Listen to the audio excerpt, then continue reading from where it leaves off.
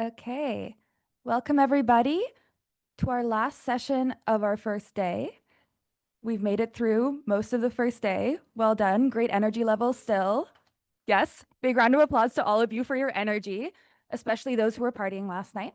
Um, so, so this is the From Organizer to Owner Real Talk on Property and Power session. So again, this is a lightning session and group panel, which means we'll have 4 short presentations, one on each of the CLTs represented here today, followed by a panel discussion and Q&A. So get your questions ready as our wonderful panelists are speaking. Our speakers are Ivy Farquhar McDonald, who's the Director of Communications and Engagement at Circle CLT. Yes, we'll pause for applause for each one. We've got Tendon Dongtutsang, who's the Director of Community Engagement at the Parkdale Neighborhood Land Trust. Yes, absolutely. Applause for Tendon. Hannah Anouche, who's the Director of the East New York Community Land Trust. Yeah, applause for coming all the way here. Thank you so much. And then we've got 2 wonderful people who are volunteer members at Junction Village Community Land Trust. We've got Claire Braden and we've got Sarah Best. We will be ending at 4:25 so that folks can hear our closing remarks and then possibly have time to kind of get ready for the community cookout. And with that, I will pass it over to Ivy.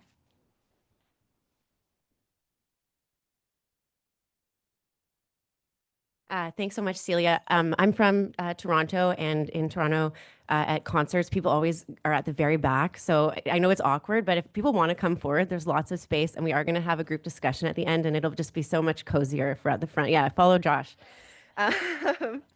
So yeah, I just want to briefly introduce our topic and talk a little bit about where the idea came from. So today we're talking about the dynamic of becoming a landlord. So you are an activist, you are a community organizer, you're somebody who's really, really passionate about these things. And through acquiring properties with your CLT, you find yourself on the other side in the landowner or landlord role. And we're going to talk about what that looks like and what it feels like. And so the way that we came to this topic originally is that, so Tendon from Parkdale and myself sort of talked about this idea. The 2 of us are both now full-time employees of professionalized CLTs that own many properties. But we both came to this work over years of community organizing and involvement in our shared neighborhood of Parkdale. And now we find ourselves on the landowner-landlord side, and it's really, really different. It's a pretty wild ride, and it's something that I haven't heard talked about a ton in this space because we're so focused on getting to that acquisition point, and what it looks like afterwards is not necessarily what I expected. So I just want to kind of name that this organizer to owner trajectory is not the story of every CLT, and also that we're talking about affordable rental today, and I know that that's not the aim of every group here. So that's kind of our container for this session. So acquisitions by CLTs are an amazing thing. And we all know that, taking property off the market, bringing it into community control, permanent affordability, these are major things.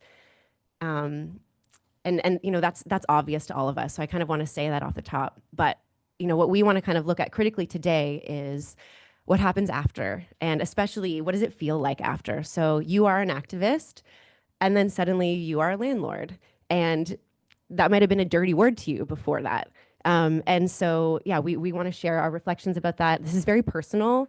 And so, there's a lot of contradictions that you encounter when you're kind of going through this, encountering this dynamic of organizer to owner. There's a lot of complexities that you're navigating. And, with the group discussion at the end, we're really hoping to, learn from each other and talk about different strategies that we have for keeping our values at the center of our work, but also just to kind of have a space to talk about how crazy it is, for those of us who are already going through it and those of us who are getting ready for it. I really hope that we can do that. And so, think about what you might want to share at that point. So we're going to introduce our groups now, and Hannah from East New York is going to go first.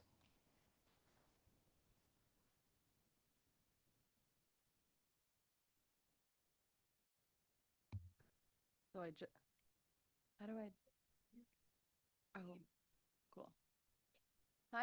Hi, everyone. Like Ivy said, I'm Hannah Anouche. I'm the director of the East New York Community Land Trust, and I helped co-found the organization back in 2020 with a number of community leaders in the Brooklyn neighborhoods of East New York and Brownsville in New York City. And there's 9 of us here, so that's how inspired we were to learn from all of you. Yeah, and like, many of the CLTs here, we founded the organization because we were really concerned about the predatory real estate investment coming into East New York and Brownsville. Okay. So in 2024, around a year and a half ago, we made history as the first community land trust in New York City to purchase a privately owned building. And the building was and is fully occupied by 20 households, tenants. And we got connected with the building because one of the founding members of our community land trust was the main tenant leader in the building. And had been organizing for years against a really neglectful landlord who had basically never been to the building. And so we launched the campaign to purchase the building with the tenants right there in that green room. The tenants unanimously agreed to work with us and to launch the acquisition campaign. And the landlord pretty much immediately agreed to sell.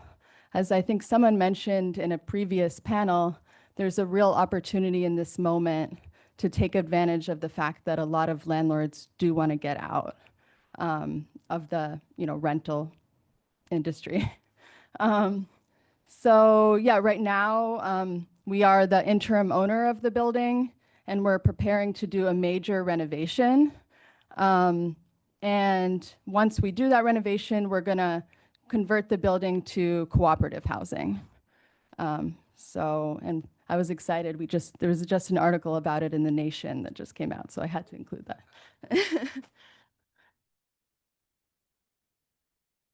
And I did just want to say, so we raised the funds to purchase the building completely privately. So we raised $1 million in donations, $700,000 in low interest loans from individuals, and then we got a $1.6 million mortgage from a nonprofit lender.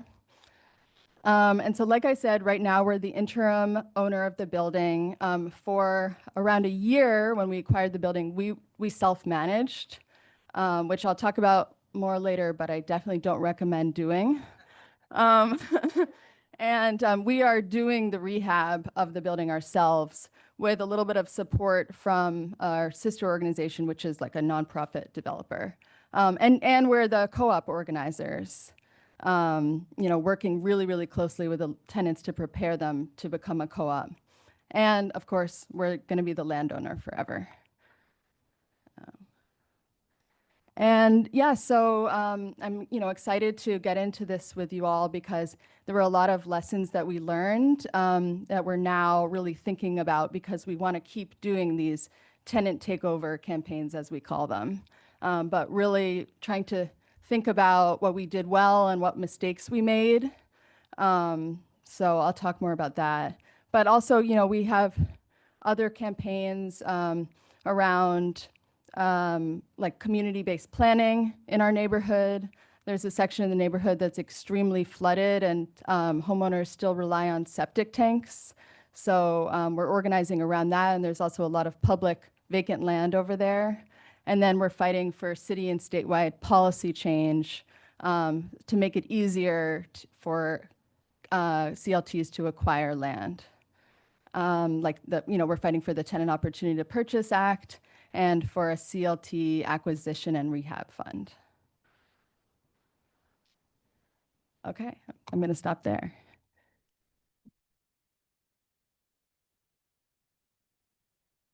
Thanks, Hannah. So I'm just going to give a brief introduction on Circle Land Trust, who I am here representing today. So the backstory of Circle is And this is a story that is in some ways shared by Parkdale Land Trust, but I'll tell the longer version because it's our main story. So in the back half of the 20th century, various levels of government in Toronto purchased and built single-family homes and ran them as affordable rental. Imagine. And these are great places to live, but of course, as land values rose and rents rose over the decades, the homes became worth a lot of money. And depending on who was in power at the time, it was very attractive to sell these homes. And sometimes that was suggested. And of course, that would be devastating for the people who lived there. And so in 2011, the last major push to sell the houses was announced. It was by then Mayor Rob Ford announced he was going to sell all of them. He was successful in selling, believe it was 111 houses. But in response to that announcement, the tenants really rose up, and this amazing tenant-led fight that involved all kinds of people, city councilors, civil society, tenants who lived in the homes, but also many tenant activists who were just working with them. And they convinced the city to stop the sale. And so, there was a pause, and in that time, various things were discussed. But in the end, the city decided, okay, as long as these homes are owned by the city, they're too politically vulnerable. They're worth too much, and whoever's in power could decide to sell them again. So the decision was made to transfer them into nonprofit ownership so that they would remain affordable forever and protected as affordable rental forever. And so Circle, a couple of our board members were very involved in that tenant campaign. They formed kind of in response to this and put their names in, as well as Parkdale Land Trust, to be the recipients of this housing. So in 2022, hundreds of homes were transferred from the city to these two land trusts, and most of them going to Circle. So 607 units across 563 houses were transferred over a period of 4 months to Circle Land Trust. It was a very crazy time. Josh is laughing because he remembers. And so these homes are now permanently affordable, and that's our history. So the homes themselves are quite spread out. This is like an illustrated map, but across the eastern half of the city of Toronto, so down south by the lake, and then all the way up north of Highway 401 in North Scarborough. We have especially homes concentrated in the Malvern area. And there's lots of different types of houses. Downtown, there are sort of old brick row houses. In the inner suburbs, there are mid-century bungalows. There's some heritage homes as well downtown. But what's important about the houses really is that they are large. Most of them are 3 or more bedrooms. They have backyards. A lot of them have garages, driveways. And this is really rare in the affordable housing landscape in Toronto. So it's this important piece that we call irreplaceable to our social housing landscape, but even more important, they are to the people who live in them and who make their lives in them. Families, multi-generational families, chosen families. So that's what's really important about the houses being saved. And just briefly about our work, Circle is a rent geared to income housing provider. So all of our tenants have access to City of Toronto rent subsidies to pay rent geared to income. So approximately 30% of their income is what their rent will be set at. And we are about halfway through a 5-year major renovation campaign to bring all the homes into a state of good repair. It's a huge amount of work just because renovations in single family homes is a huge amount of work, but also because there's a lot of deferred maintenance on these homes. In some cases, there's a decade plus. Some of this work was waiting to be done. And then I just want to speak briefly about our model because it's different from most of the groups here. So Circle is the land trust, like the landowner, but also is the affordable housing provider. So we are the landlord, and I'll talk more about what that looks like later.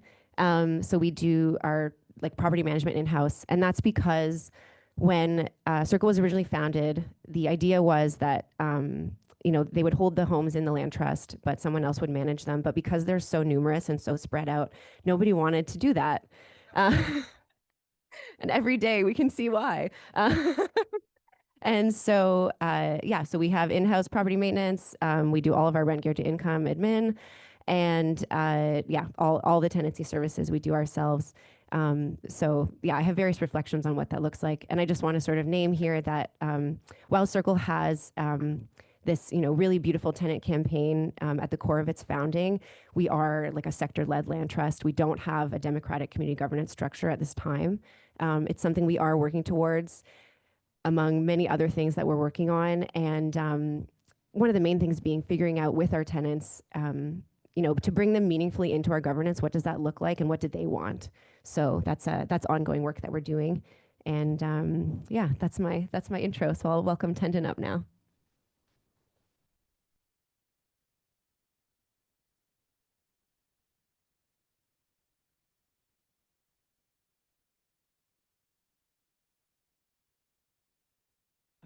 Okay, first my height. How's that? Okay. Hi. So, I wish I had printed my notes. I had a pretty elaborate thing that I did, but of course I didn't. So then I wrote it all down and now I can't see it, right? Either I can't see it or I can't see you. So here we go. I have a beautiful job. I work with the Parkdale Neighborhood Land Trust. My name is Tendon. I'm the Director of Community Development. Okay, so there's the intro. Now, I have the very difficult job of introducing our organization to you in front of this amazing audience. So I just want to start off by saying, who hasn't heard of PNLT? Just raise your hand. Yay! Okay, this is for you. Okay, sweet. Okay. Okay, thank goodness. What I mean to say is that I know most of you have maybe heard about PNLT or some of the people that have been involved in its inception. And this is meant to be a 5-minute intro, so I probably won't cover it fully, but I'm going to just give you the basics. And in my basics, I'm just going to try and say a little bit about what is meaningful to me. So this is a story about Parkdale, about how we grew as a group that was, bringing community, neighbors, residents together to talk about what our neighborhood is going to look like in the face of market forces that were really, having an impact on some of the most underserved members, under-resourced members of our community. So next slide. Oh, no. Okay. Okay. Thank you. Okay. So these are all out of order. Okay. Yeah, I'm very not good at this. So I know. And thank you so much. I have to say that there was so much love yesterday, but that's helped me, and I'm here because of that. So when we began, what was really important was engaging, talking to the community. And some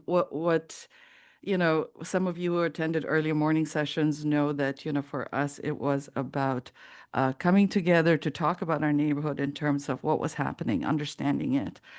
This was changes that were a result of, people losing their apartments, people not being able to find affordable rents, et cetera. But, we all call it gentrification, but what it actually looked like was people that we knew really struggling to keep their housing and not finding housing. So, in terms of why, what is the most meaningful thing about the engagement and education in our early days is that it brought people together who realized that, oh, okay, thank you.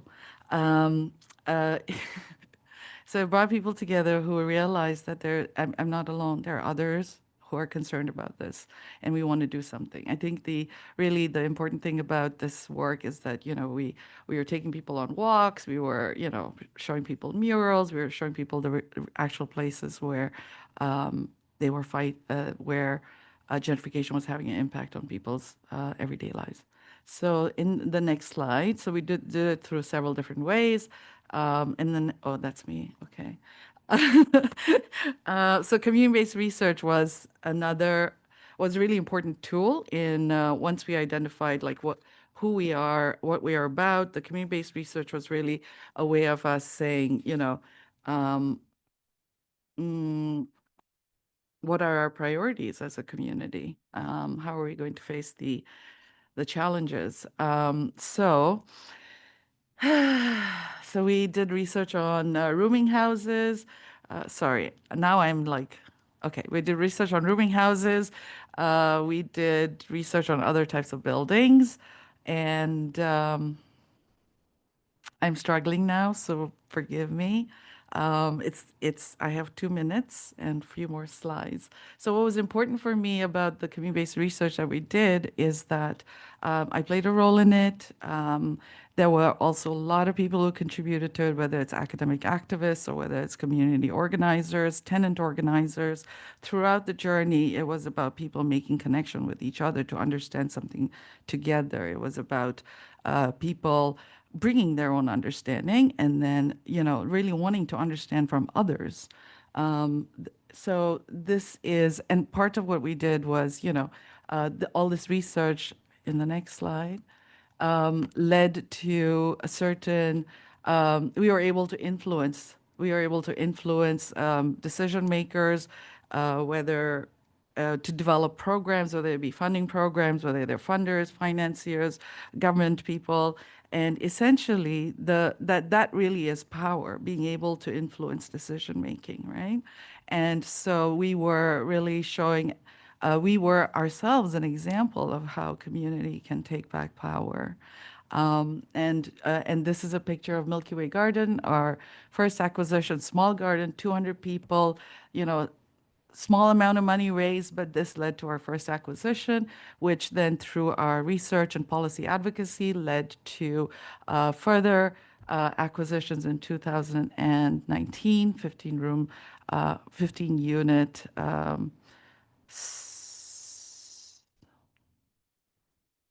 supportive housing. Thank you. And a 32 unit bachelor building. And then eventually to 81 to 82 properties, the largest, government transfer of properties that Ivy referenced earlier. So we are also working on, purpose-built new developments, as well as retrofits, et cetera. So through all of this, how do we make decisions? How do we share that power with the community? And it's through our governance structure. Excuse me. And we have a dual board. We have a tripartite structure, which many CLTs I know do that. Technical committees. I think for me, what's unique about us is that we are really embedded in our neighborhood. So from the initial envisioning to naming our priorities in our strategic plan, all of that, our priorities were very closely linked to, the neighborhood's history of the challenges they face and the new priorities that they identified. So for me, that kind of grounding in the neighborhood, the place, the history, and the people was really unique. And the other piece that is, I think, interesting about us is that in the tripartite structure, we actually include 1/3 of our board seats are for community organizations. So that is reflecting, part of the history of how we started. It's really important to have their voices because they are on the ground talking to people about different issues that affect their daily lives. So I think that's the last slide. No, one more. Okay, here we go. All the different work across the years. And I just want to say all these slides are from our 2017, what's it called? Annual report. And so all of that is continuing, basically, right? So there's more to talk about, what it means for us to be a landlord. I'll share more about our model later. And next, I will invite my colleague from Guelph. Come on. I know your name. Claire Braden. Claire, thank you. Thanks, Tenant. Hi, everybody. My name is Claire, and this is my friend Sarah over there in the gray sweater. We're from the Junction Village Community Land Trust unit. There we go. Junction Village Community Land Trust in Guelph, Ontario, about an hour west of Toronto. We're a nonprofit social enterprise, and we foster partnerships to secure, steward, and develop land, and to nourish and co-create healthy, sustainable, intentional communities. What's an intentional community? You might have heard of them called communes in the past, and that sort of fell out of favor. It's people who get together and live in community some for a variety of shared value reasons, sometimes spiritual and religious reasons. In our case, environmental and social reasons. And we are not a CULT, we're a CLT. Just to steal Nat's joke from this morning, which I thought was funny. And so our intentional community, we call it Junction Village, and it's named after the junction of two railways in Guelph. It's been going for about 17 years, has 20 plus members. It's actually, we're an outlier here at this summit because we don't come from a background of organizing for social justice or for, protecting tenants from predatory landlords or REITs. We come from a background of building community. And the intent is the CLT, which currently has no land. We're an aspirational CLT. We'd like to transfer the land into the CLT to protect it from the speculative market. So we're different from most other CLTs. Nevertheless, we still challenge the received wisdom of what it means to own land individualistically. We are trying to sort of take back creativity from the jaws of capitalism, to use another analogy from this morning. How are we doing that? I'm going to point out some things. Top right-hand corner, you'll see a map with 3 dots. That shows the properties, the 3 adjacent properties that are in this intentional community. One is a family home where the owner lives, it's privately held. And one is right next to it is a co-house, and across the street is a 6-plex. And then there are 2 combined backyards. And combined space is about 4 times this room. So it's very large for a city backyard. In that backyard are a fire pit, a skating rink, community garden, chicken coop, 2 prospector tents, carriage house, an outhouse with a incinerator toilet, a sauna with showers, trampoline. And so what I'm talking about is amenities that are a lot of fun that a lot of people to share. What's more, there's an open door policy to that neighborhood. The back gate is always unlocked. I live a couple blocks away. I regularly go in, not just because I know them, it's because I'm in the neighborhood. They're not just tolerated, they're welcomed in. If you live in that neighborhood, you can go into that backyard and play and do whatever you want. Well, communally. All the residents get together for potlucks. Some of them barter their skills and labor for a rent reduction. So there's a lot of community involvement and a deep, I would say, attachment to the land. So where are we right now? So like I said, we don't have any land in the CLT. It's all privately owned, and we're a baby CLT. We have an interim board with a sociocratic governance model, and Sarah is welcome to explain if anyone has any questions what that means later. We're considering properties for initial acquisition. And when we do that, we wish to use ground leases as a mechanism to finance it. We have received some initial operational and community storytelling grants. We're applying for capacity and acquisitions funding, and we're trying to build partnerships with other operators in the community and preparing for that shift from the private to the CLT model, which is a shift. It's a little bit of a different shift than the other members of the panel, but we're really interested in learning from them. And so thank you all for listening. And if you wish to connect with us, please do go ahead, and there's our socials, and you can follow that QR code. Thank you.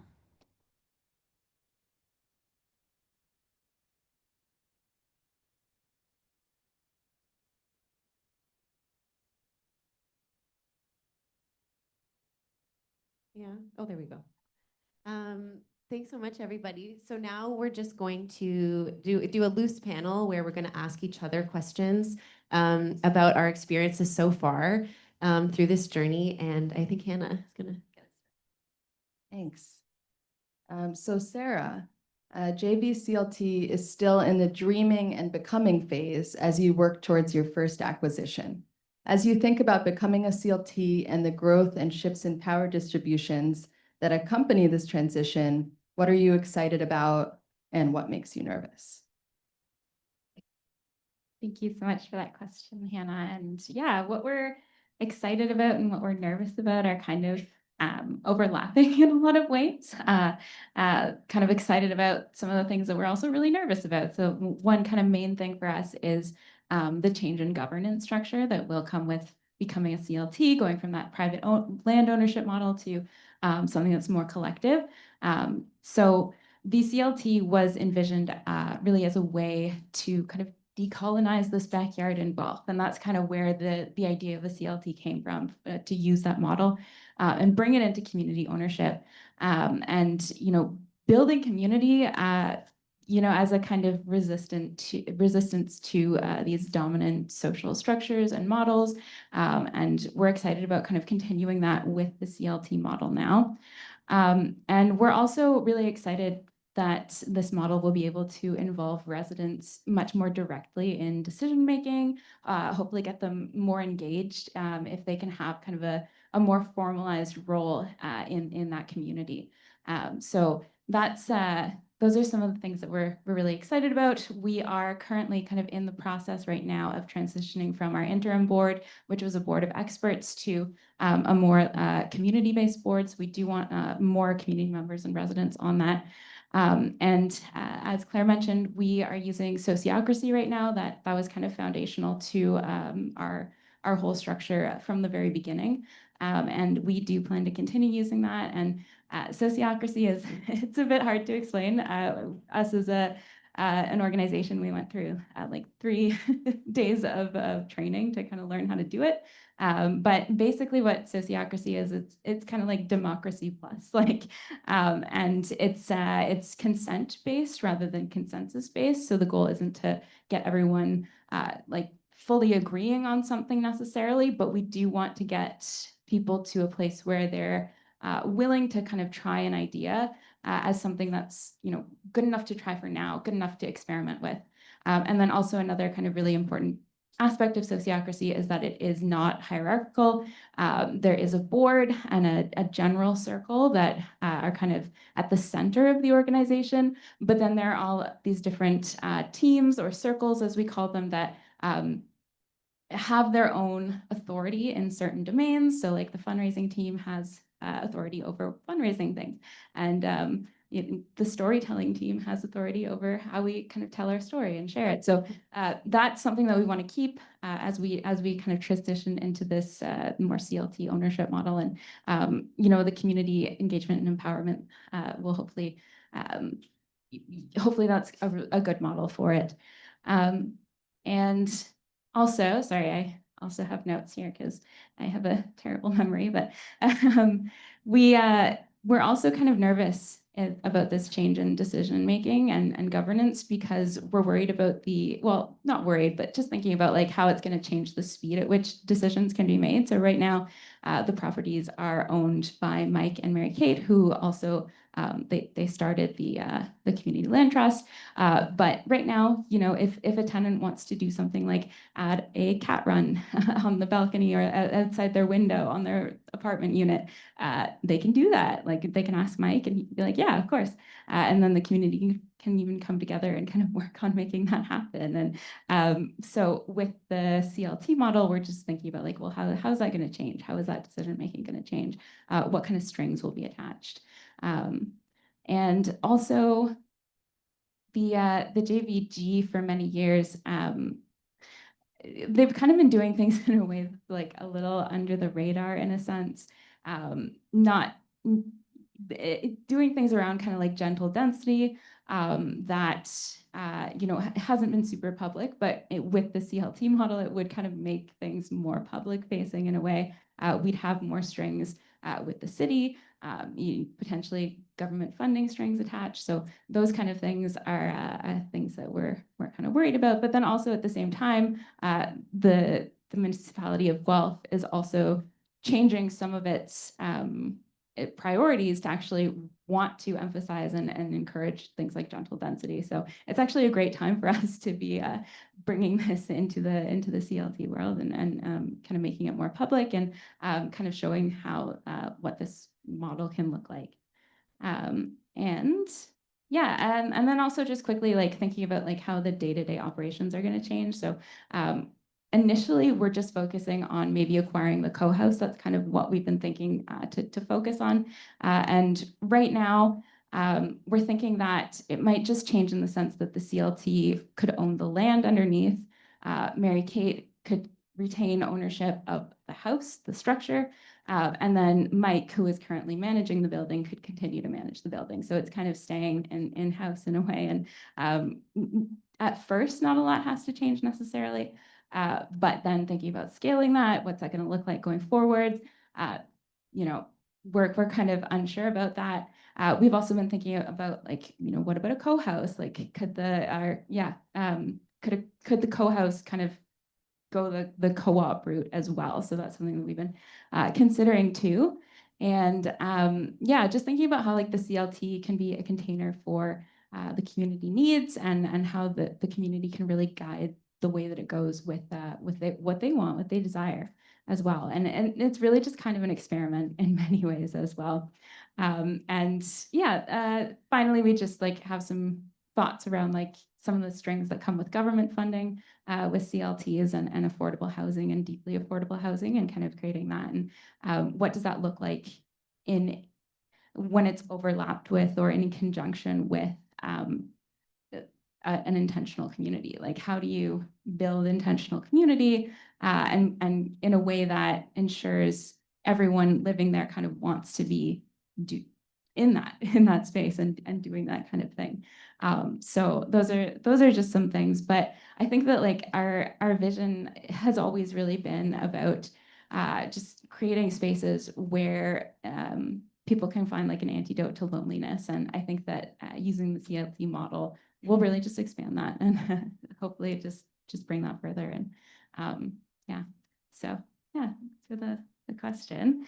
And sorry, let me just get my notes here. So since the JVCLT, we're so like in our very beginnings, in our infancy, I'd really like to ask some questions to all of you, just to like learn from your experience. I think that, you know, it's already been really, just having chats with you before has been really like formative for thinking about like how we're gonna approach this transition, this identity shift that we're kind of at the nexus of. So yeah. The first question that I have is for Hannah, and your experience of taking on the every role during your first acquisition with the CLT. And just now, like looking back on that, reflecting on that, how are you deciding what roles East New York CLT is going to take on going forward?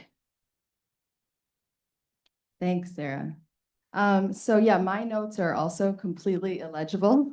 And I forgot to mention kind of like the most important thing that I was supposed to mention when I stood up, which is just a little bit about like the identity of the East New York CLT.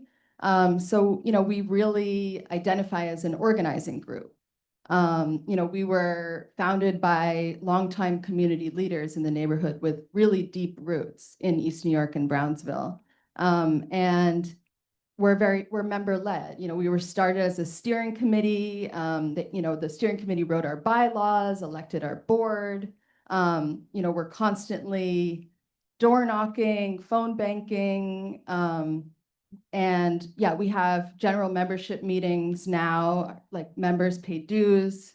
And we decide on things democratically. And that's really like important to who we are. So that's kind of why I think, you know, we're thinking that we'll stick with the model that we started with our first acquisition, 248 Arlington, where, you know, we acquired the building and are now the interim owner, but we're going to transition the building to cooperative housing. So after we do the renovation, the residents will own the building themselves and we will just own the land. And we won't be doing the property management like we did initially. Yeah, we feel like that's important for who we are as a CLT because it allows us to focus on the organizing and on tenant organizing specifically, and will enable us to do more acquisitions this way.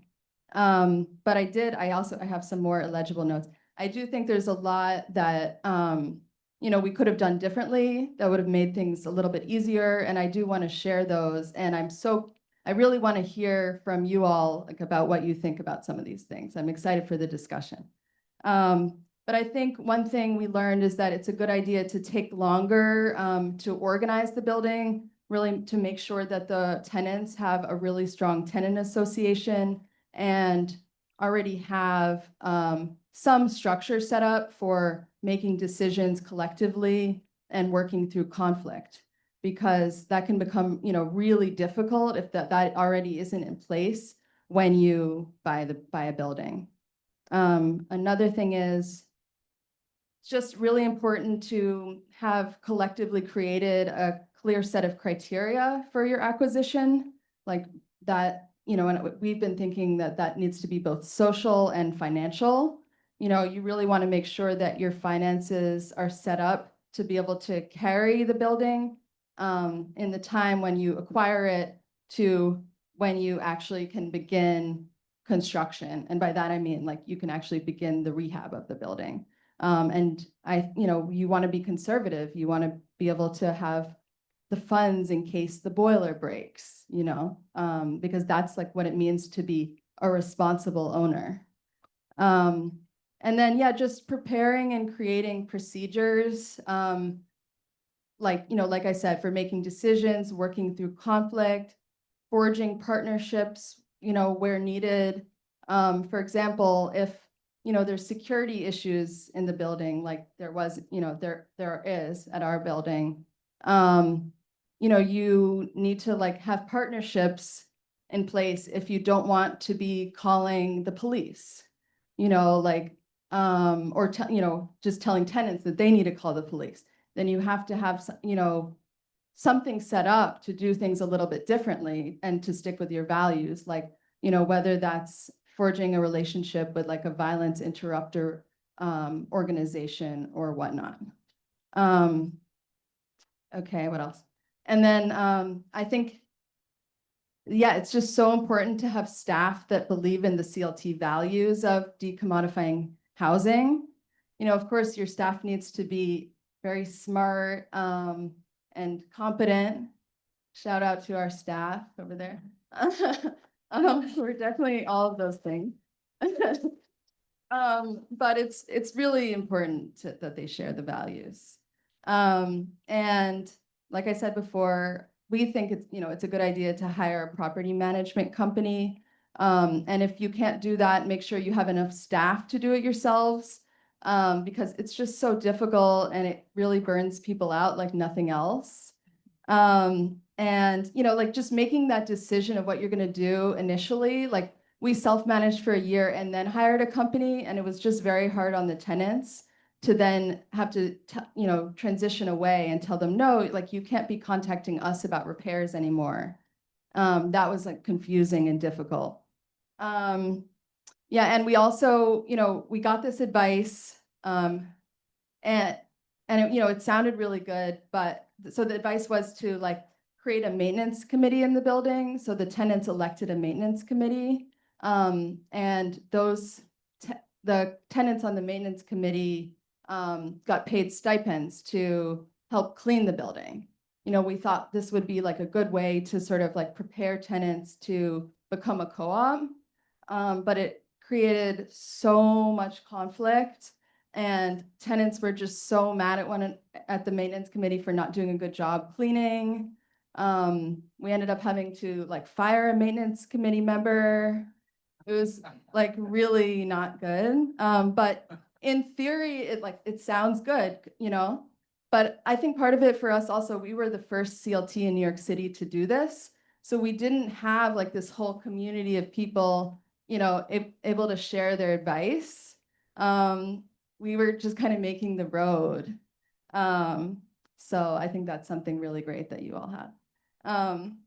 Yeah, should I stop? I have a couple more. Okay. Yeah, and I think one thing that we did really well, though, is that we have a board that really trusts each other and the staff. And we have like really, really tight, strong, supportive relationships. And so through the whole process, through the whole acquisition and everything that followed, we were just on each other's team completely. And like, you know, when we made mistakes, we did it together and everyone kind of like took responsibility. Like I never felt like I was on my own. And that was just so, so critical.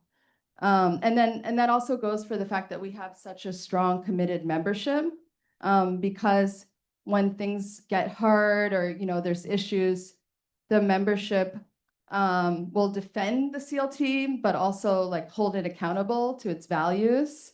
And that's really what our membership has done through the whole process. Also, okay, just two more. So like, it's like, I really feel like you have to be okay not being liked by everyone. You have to set strong boundaries with tenants and be able to say no. And that was really, really hard. Yeah, we were very, very close with the tenants in the building because, you know, we had done this very like high pressure acquisition campaign together. So, you know, I would have multi-hour phone calls with some of the tenants like into the evening, you know, talking through their anxieties and getting to know them better. You know, and just, I mean, being an organizer, right? Like, you know, to some extent, that is what it means to be an organizer. But like, it was really hard when we bought the building to then have to pull back and set boundaries. You know, so I think just setting those boundaries initially is a really good idea. But it's definitely not easy. Yeah, and finally, managing expectations with the tenants about the level of control and involvement that they'll initially be able to have. You know, as the landlord, you know, we're legally liable and like it's our responsibility. You know, we have the responsibility for the building at the end of the day, and we can't run away from that responsibility. We have to take it really seriously. And yeah, and you know, so when we bought the building, there was one tenant leader who just like had a really hard time with that. Like really saw her identity as an organizer, a tenant organizer who organized against her landlord. And so it was really hard for her to make that shift from organizing against a landlord to building with her neighbors and sharing power.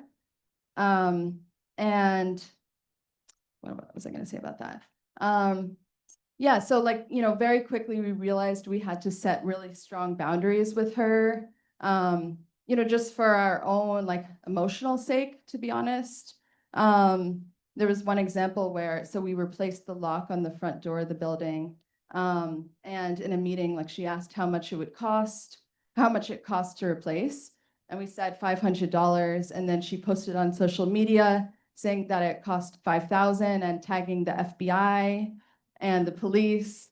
And like there was just a lot of that, like posting on social media, like photos of us, tagging the police, tagging Donald Trump.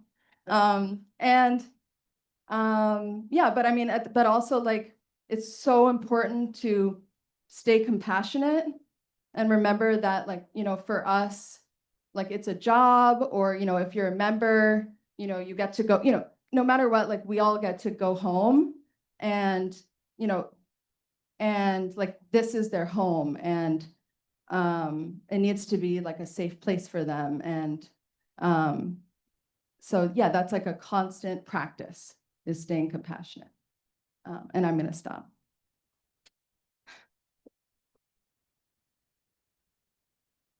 Thank you so much, Hannah, and I'm really glad that you could join us for this and your team as well. It's great to have you here, and yeah, just to learn from your story. It's wonderful.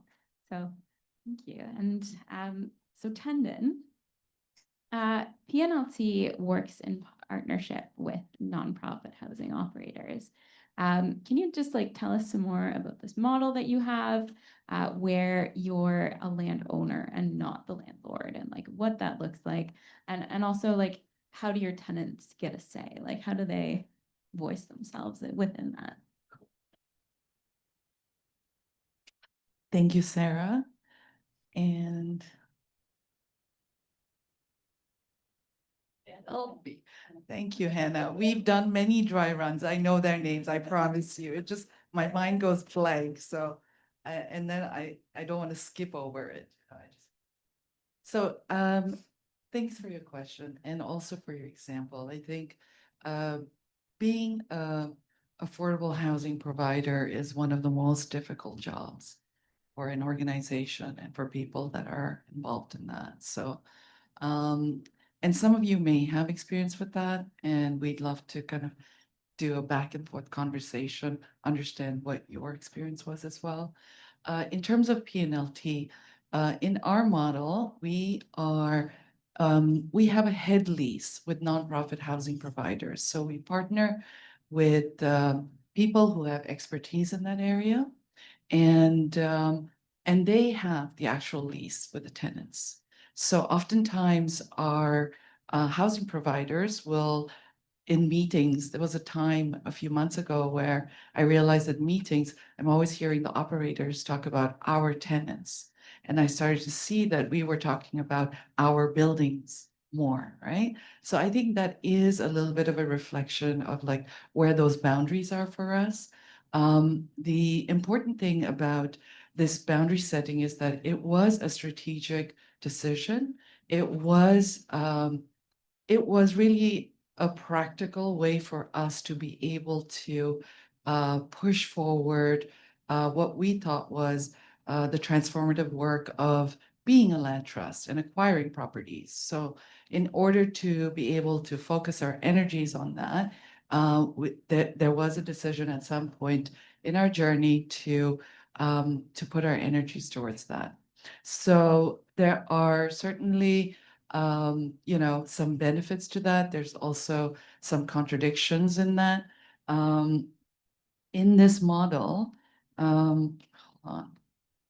So yeah, basically relying on the expertise of nonprofit housing providers has helped us to focus on what we have gathered as a community as our priorities, but also to be honest, it's also like, helped to lend credibility to some of our applications, whether it's to funders or financiers, et cetera, in order to boost, our chances of our community being able to acquire properties. So there's one big, the important thing I think for us was that we understood our role as a convener, bringing people together to test ideas. And that was part of, kind of the core of at the core of not just how we started, but also how we wanted to continue our work. Now, having said that, owning several properties means that, we are looking at what stewardship means for us as a community. And so we have a governance model where there's opportunities for tenants to have a say. I mean, concretely, just to answer your question, tenants have a say at the individual level. When it comes to like their home, for example, we are currently in the middle of a massive capital repair program. So they have a say in terms of, the color of their front door. Some people really want a red front door, and some people really want a black and white kitchen T, So materials, finishes, what their home looks like, they definitely have a say in that. And it's really important for them to have a say. And surprisingly, most of them, not most, all of them do not expect that. So this is at every turn of the work in our capital work, tenants are surprised. What we also find is that, tenants have a lot to say about their home in terms of how it operates, what is lacking and not lacking, what is good and also needs improvement in terms of our operating partners' work. So at the kind of project level, we have a tenant advisory committee where they can give us feedback about our capital plan, but also bring to us issues about the day-to-day maintenance and operations. So our operating partners are also part of that committee. They sit at that table.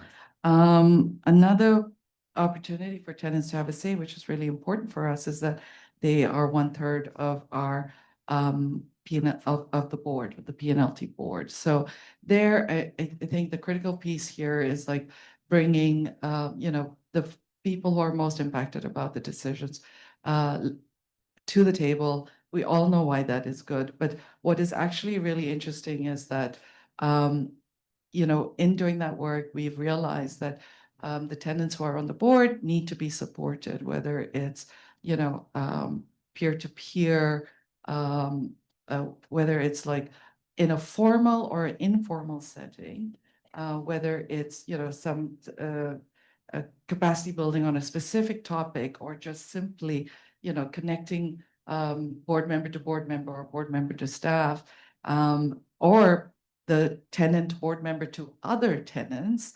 There's a relational aspect to this work, which is really key. So we are finding in our work that this is an area that, we need to also put more energy and attention to.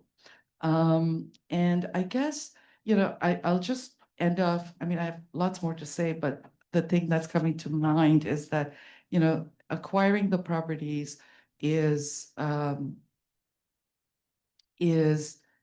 itself something to not just celebrate, but there's so much learning that comes with that, right? But beyond that, now the work of stewardship and what that means to us in Parkdale is something that we are realizing that, okay, we need to dive deeper into this. So whether it's our board and staff, we're having conversations about how we can enrich that experience for our community. Thank you so much, Tandon. I definitely really find your CLT's approach to like community and everything, like involving everyone in that way and kind of empowering community members really inspirational. So thank you. All right. So Ivy, under Circle's model, you're both the CLT and the landlord. So what have been some of the organizational and personal challenges in this literal organizer to owner transition and like that identity shift? Can I get a quick time check? Okay, I'll be quick. So in Circle's case, we are, the land trust owns the homes, but we also are the housing provider. So we are the landlord. But I just want to say that, in any rental model, somebody is going to be in the landlord role. And that's important to keep in mind, that even if you're not doing it, you're contracting somebody else to do it, or the co-op is contracting someone else to do it.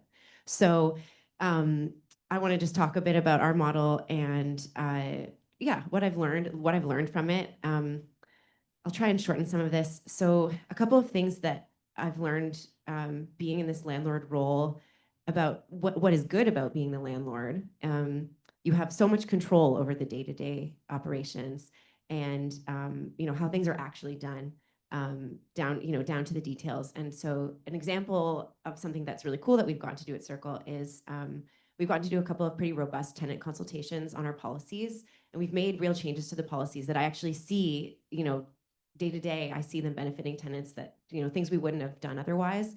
And I think, trying to compel a property management company to sit down with your tenants and change their policies might be challenging. Might be possible, but another one that I think is important to say is when you are the landlord, you get to collect the rent, which comes with a whole host of, challenges, but the rent revenue is yours to keep and to choose how you spend it. And of course, there's many, legal and regulatory responsibilities as a landlord about how you spend that money, but you do get to make those decisions where there's flexibility. And, that's important when you're trying to drive your movement forward and do work that is values, like mission driven. So in my job, I'm supposed to be sort of 50-50 doing doing sort of frontline client service, like tenancy services. I have a team that oversees that work, and the other half sort of more proactive engagement work. So working with our tenant advisory group, building out our governance. But property management, for anyone who has stepped their toe into it, is just like an endless stream of work.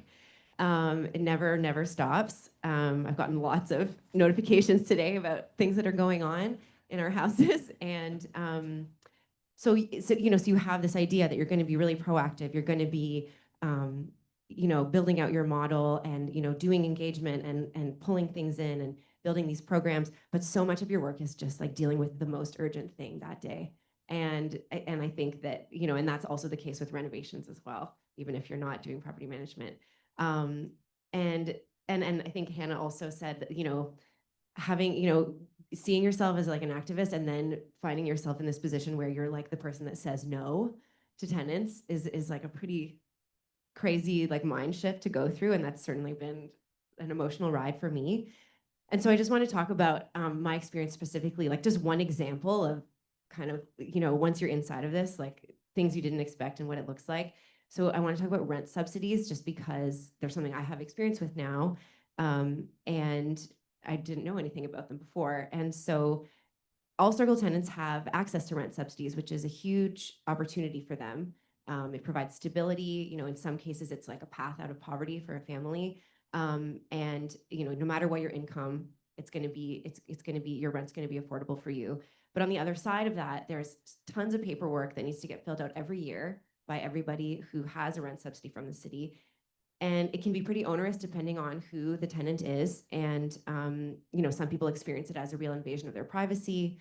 And a lot of people struggle to get it done. And especially with our housing so spread out, it's that much harder to kind of support people in what they need to get it done. And so my team go out and they like hound people to get their paperwork in. It's like a 6-month process realistically to get people's paperwork in a lot of cases.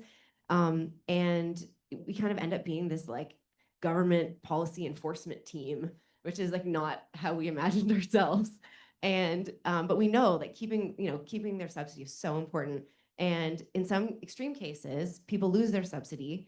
There's many ways to get it back, but the only mechanism we really have after we've tried, sort of tried to just do outreach, the only way that we can really force someone to get their paperwork done, to get their subsidy back, is to take them through the landlord tenant board. And so it's basically, we take them to the LTB, that forces them to get their paperwork done, their subsidy gets reinstated, their arrears are forgiven, and they avoid eviction. And so that's something I never thought about before doing this, and now I think about it every day. And and it's so that people can keep their housing and keep this really great housing. But it's traumatizing to receive these LTB notices. It definitely doesn't feel like a trust building exercise between us and our tenants a lot of the time. And it's just really emotionally taxing for everybody involved, including staff. And so, yeah, I just kind of wanted to say that as like the reality of what this mind shift has been like for me. And I just sort of wanted to echo what Hannah had said about having staff who kind of believe in what you're doing and are committed to that is so important, whether that's frontline staff, whether it's management, or whether it's like the property management company that you're working with, if you're hiring that. Because one of the things that I've seen is, we have this idea of like engagement work as being like, you have an advisory group or you do a survey or you have like a lab where everybody comes together. And those are important things, but so many of the best changes that I've seen at Circle happen because our staff are out and they're really listening with sensitivity, and they're taking in these interactions, these small daily interactions, and they're bringing back what they're hearing, and we're sort of working with it as a group. And we made tons of changes based on these, the sum of these small interactions. And it's been by far, like for me, I think it's been some of the most meaningful engagement that we've done. But you need staff at every level who are kind of committed to doing that and committed to like really hearing what's going on in an interaction and bringing that into the bigger picture. And so I just, it's not a revolutionary thing to say that who you hire really matters, but I just think that for me, it's been the number one way to kind of feel like my values and our values are being reflected in the work that we're doing. So I just wanted to say that. And I don't know, Tendon, if you had anything to add. Okay, we should keep going. Okay, cool. Okay. So thank you all so much. Yeah, it's so great to hear all of this. I know we've also had so many side chats as a group, so there's lots more to say, but we do really want to open it up to everybody here because I know you have everyone has experiences with this, whether it's your present reality or your future reality. And so we have some questions prepared that we can ask all of you to get things started, but I also just think it would be cool to just let the conversation flow. So we just kind of ask people keep your reflections to like 2-3 minutes max if you can. And also if you have questions for us, you can ask us as well, but we may just throw them back out to you too, because there might be someone else in the room who can answer it better than us. So yeah, does anyone have anything they want to say to get us started? Yes, somebody at the back.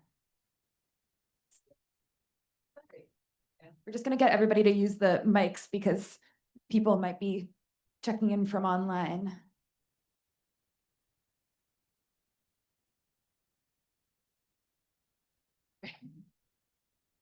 It is a question rather than a reflection. So I'm just really curious on what you were just sharing now.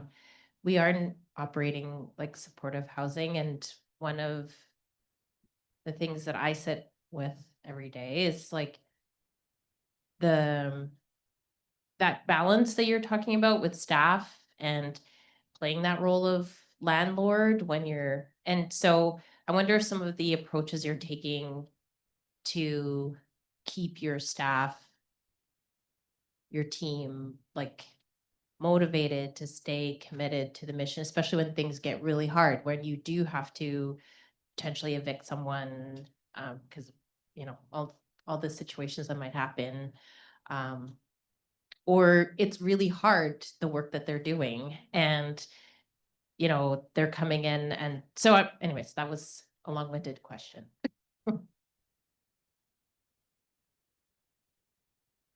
I mean, I can just answer briefly. Maybe this won't be the most popular answer, but so at Circle, one of the benefits, as I said, of being the landlord is you get to collect the rent revenue. So we have this revenue to work with, and you know, one of the decisions that I think was made early on is to pay our staff competitively. And so I think, you know, one thing that does help is that I think our salaries for those frontline roles are higher than at, you know, not every organization, but at some comparable ones. And that does make a difference, I think, to people, you know, just staying committed. It really does. And it's such hard work, and it is really trying. And my staff are not supposed to take calls after hours, but I know they all do. So I think, you know, we spend a lot of time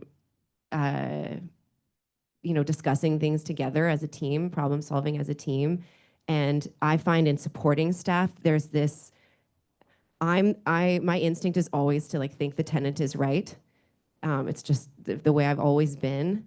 But I also recognize that sometimes with staff, they really are, you know, they're taking a lot, and trying to find the balance of empathy for tenants and their whole life experience that has led them to whatever behavior is coming out in that moment, and having compassion for my staff, and you know, feeling like, you know, that all of us, like, we deserve respect too, because we can't, you know. So yeah, I don't know if that helps. If anybody, yeah, Josh, please.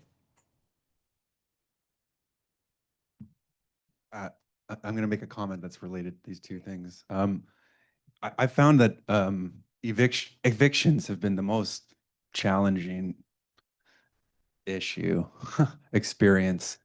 Most of the people who were involved in the early days of the Parkland Neighborhood Land Trust assumed we would become a zero eviction organization. That was the framing, like that that was what we wanted.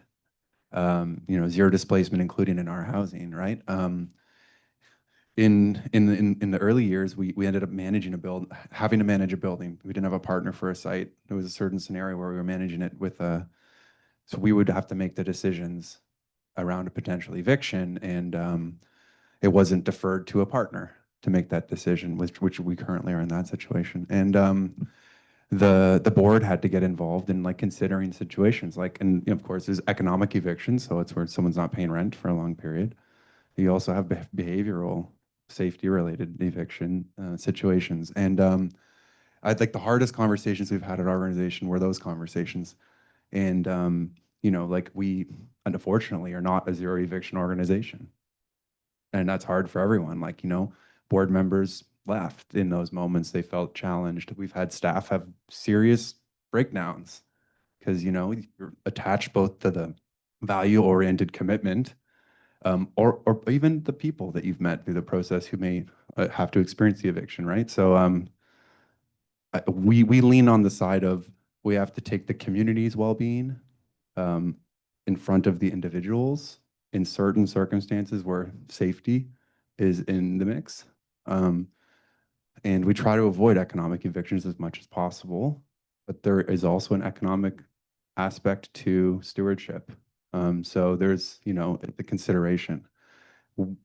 We've had to create weird new programs like rent relief programs and, you know, find ways to be able to intervene in certain situations to avoid some of the avoidable situations. But we found some situations have not been avoidable, and it's super hard for everyone. And I think it puts our values at, it tests our values. And I'm not resolved about it, but I can admit that that's the circumstance we're in. And the last thing I'll say is that when you're working with a property manager or a partner, the other thing you have to trust each other. Like obviously the land, like in our case, our land as a land trust working for the community, we have to hold our partners accountable to our values, but we also have to trust them because they're our partners. And if you don't trust your partners, you can't work together collaboratively. You're not going to get a good response for the community. So there's been situations where our partners come to the conclusion that they need to move forward on eviction. And it's been very hard to get our staff and our board to accept that sometimes we have to trust our partners. So there's a relationality to these like really complicated issues that I don't have. There's no answer to it, but I think it raises big contradictions in our work, but also things we have to potentially accept in some cases. I'll stop there.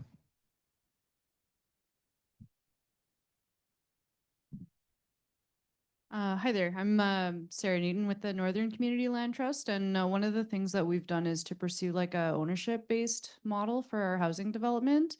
And I think it came down to like at the end of the day, we really wanted to give the tenants as much control over their properties as possible. So like if they wanted to have pets, if they're doing like whatever with their yards, with their little piece of this world that they are able to occupy, you know, like that was like a core value for us.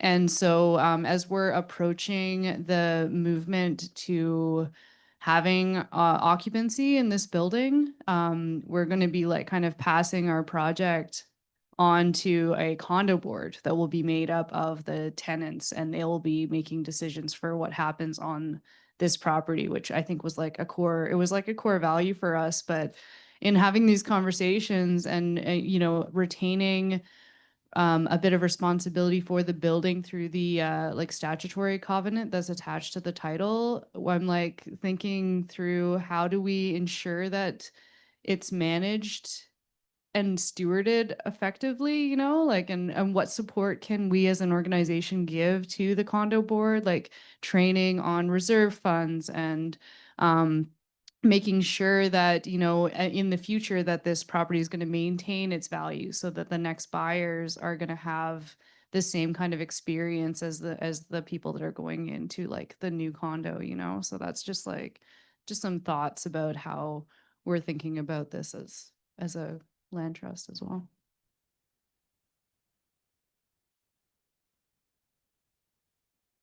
Thanks. Thanks to all of you for your stories. My name is Kevin. I'm with the Kensington Market Community Land Trust. I'm picking up on the theme of a couple of statements about the real challenges of of having to evict people in our housing. And I'd be interested. This is probably going to be a statement masquerading as a question. I'd be interested in your reflections on the notion of tenant power. So I'm thinking about a conversation we had in our neighborhood recently about one of our buildings and establishing the management plan for that project, and quite aggressively challenged by another community group about how we were implementing a framework of tenant power in that building. So for me, coming as a long history as an anti-poverty activist and an organizer, the notion of organizing around tenant power when you're taking on a private landlord is really, really important. when the landlord is a community-based not-for-profit organization, which is all about trapping resources in the community, then the power discussion is really different for me. And I remember in that meeting being really kind of tongue-tied about how to take that on, because frankly, I don't think the tenant power is enough of a framework to describe and manage the relationship that we're trying to establish in our building. And yet the values behind that challenge are something that I resonate with from decades of doing the work. So I may be asking a question the same as others have, but be interested in your thoughts.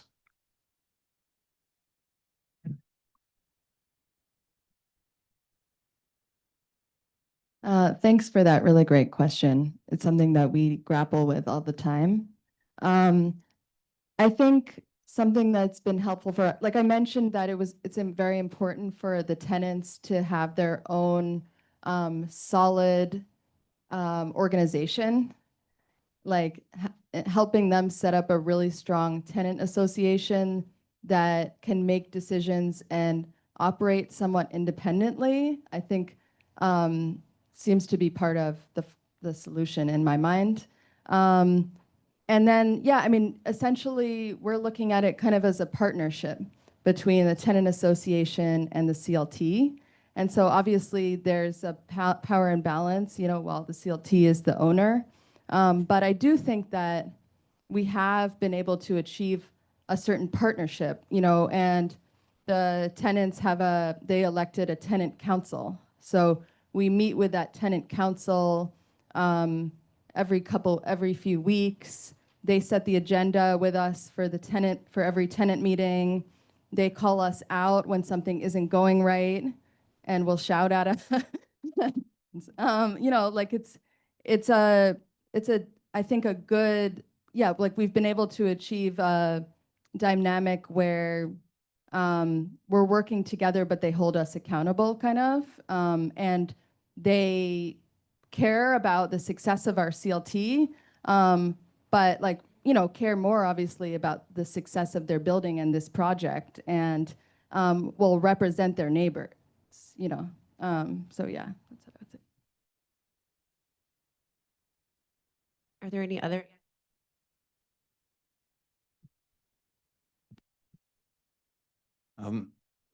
I'll pose this more as a question, but based on the experiences we have with the Ottawa Community Land Trust, where I work, name's Patrick Mason. But we definitely have a lot of people, either on staff or on the board or other supporters, that have kind of that activist to landlord trajectory. We also have other supporters and board members and staff that might have a very different trajectory. You know, it might be the exact opposite of kind of coming from a very traditional, you know, professional setting for whatever function that they're doing, whether it's property management or finance or real estate, and they're inspired by the mission and they want to come, you know, let's say meet in the middle somewhere. And everyone will come saying they really love the mission. On the surface, it's all aligned. It sounds aligned. And when it gets down to implementation, you realize, oh no, everybody's on completely different pages. And it's usually a lot of work to kind of find those middle grounds and ways to meet in the middle without losing the values of the organization, and kind of, okay, where do you give an inch? Where do you learn from others? Where do you stand your ground? Becomes a really important dynamic. So, I mean, that's been something that we struggle through, and I just wanted to throw it out there to see if other people, if in your experiences, how you deal with that or how you've seen it.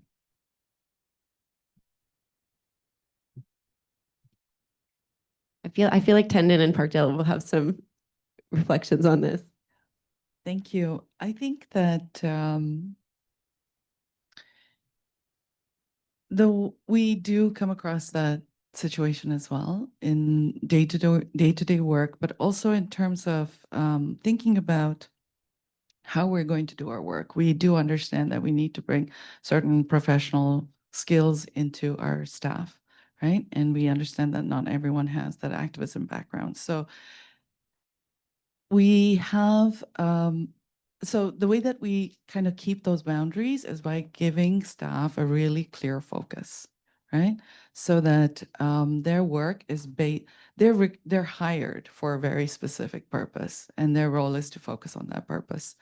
At the same time, there are people who are, the other thing that helps us is that we are really small. So when we talk about decisions, you can tell in a small group of like 3 people trying to make a decision on something where everyone has a different role and a different perspective. You can tell where somebody makes a comment or a suggestion that is actually not coming from their values. It's not even coming from their expertise. It's just coming from them having a bad day, you know?